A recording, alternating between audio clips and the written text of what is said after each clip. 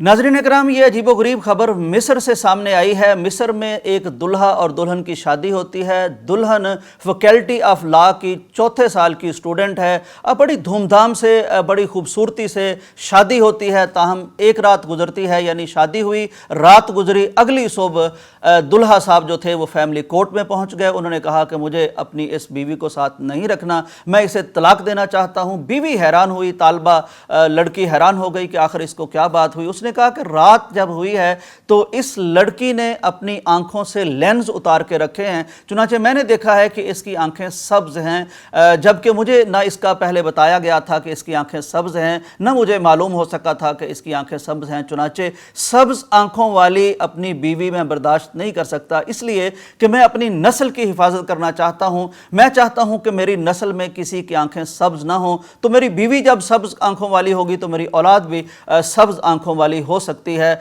बहुत ज़्यादा इसको समझाया गया कि एक तो जेनेटिकली ये ज़रूरी नहीं है कि अगर बीवी की आंखें सब्ज हैं तो औलाद की आंखें भी सब्ज हों। दूसरे ये मैटर भी नहीं करता कि आखिर आंखें सब्ज हैं तो क्या हुआ। वो कहता नहीं, वो मुसर है, वो कहता नहीं जी मैं तो अब इसको अपने साथ नहीं रखना चाहता। फिलहाल फैमिली कोर्ट ने इसकी इस्तलाक को रजिस्टर करने से इनकार कर दिया है।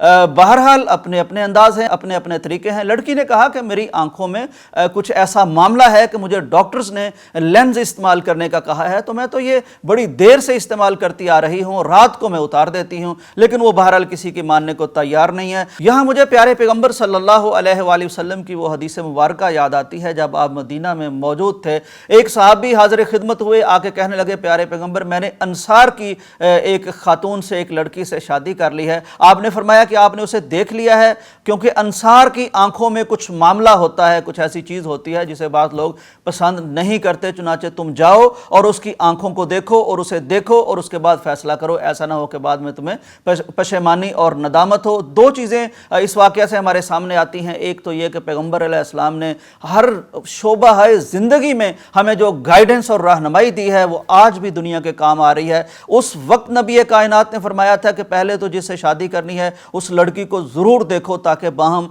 मोहब्बत पैदा हो सके और इस तरह के मामलात, फैमिली कोर्ट में जाना, तलाक की तरफ जाना, इनसे बचत और बचाव हो सके। और दूसरा, खुसूसन अगर किसी मामले में कोई, किसी कबीले में कुछ ख्वातीन में कोई ऐसा मामला हो तो उसको बताना भी ज़रूरी है ताकि बाद में इस तरह की परेशानियां सामने ना आए। बहरहाल इससे हमें पता चलता है कि कुछ खामद भी अजीब व गरीब दुनिया में होते हैं और पैगंबर अलैहिस्सलाम का फरमान जो है वो आज भी दुनिया के काम आ रहा है। आज भी अगर उस पर अमल किया जाए तो घर हंसते बसते रह सकते हैं, बरकतें आ सकती हैं। दुआ करते हैं कि अल्लाह तबारक व तआला हमें दीन इस्लाम पर अमल करने की तौफीक अता फरमाए।